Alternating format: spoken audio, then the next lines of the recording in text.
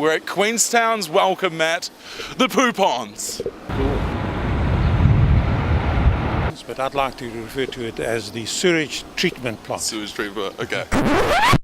Today we're going to go on a journey. We're pretty much going to be the poo and see what exactly happens here, because there's a lot of hard work and a lot of effort. Let's take a look. So this is the first stage where all the sewage arrives from Queenstown, Arrowtown, and it all comes together into one launder, which feeds two rotating screens which take out all the non-degradable products. These are the remnants from dinner just the other night. At the present moment we are running about 3/4 of the sewage through the new plant, and 1/4 of the sewage is still going through the old ponds. Why is 100% of the capacity not going to the new plant? As a measure of security, we've kept the ponds going for the first few years just to make sure that everything works fine, and we need to put 1/4 of the sewage through the ponds in order to keep the bugs alive that are living in there, so that they can carry on treating the sewage that comes into that.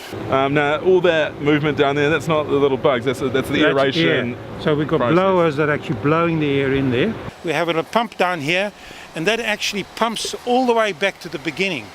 So the little bugs that are living in there are being recycled through the whole system. It reminds me heavily of Charlie and the Chocolate Factory and that delicious river of chocolate. Stage 3 of 5, the clarifier. This is the clarifier, which is basically just a settling tank. The bugs that are either alive or dead are settling in here, and we split. Some of them we return again to the beginning of what you call phase 2, and some of it is what we actually now get rid of. We're wasting. Okay. And the water's actually quite surprisingly clear though. The clarity, I suppose, as you mentioned, is not surprisingly clear. We expect it to be clear. Right. So part of stage 4 is what we call the waste activated sludge that we want to get rid of. It comes from the clarifier into this holding tank over here. It's less than 1% solids in here. Okay. And we want to now de-water it to the point where we can take the sludge away from the plant, and then it has to be more than 20% solid. So it sounds like a backward step. No, it sounds like a step so that you can actually cart the stuff. Oh, okay. Oh, so it's a way of gathering the sludge. Yeah. Gotcha. It's pretty technical. Okay. And then do you pump that down to Cromwell? No. Worldwide, how to get rid of sludge is a problem. Okay. At the present moment, we are disposing of the sludge in the landfill. Because in some countries they burn it, in other countries they do all sorts of things with it. Put it on your vineyards and Gibson? Yeah, you can make compost with it. However, public in general, it's a perception. The mixed effluent from the pond and from the plant come in here.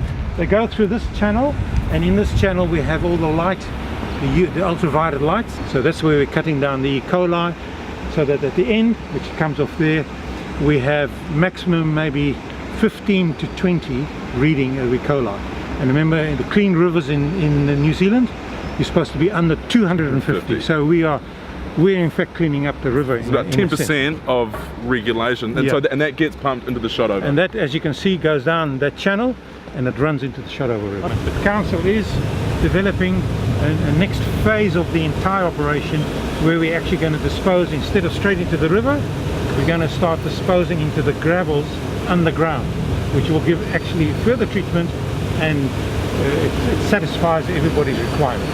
So there we have it, the tour of the new waste management plant here at the Shotover Delta. Almost $30 million worth, and all going well. It's going to cater for growth for the next 5 to 10 years. Thanks a lot, Lane. Good man. Pleasure. Appreciate it. All right. Good shit. Yeah, I bet.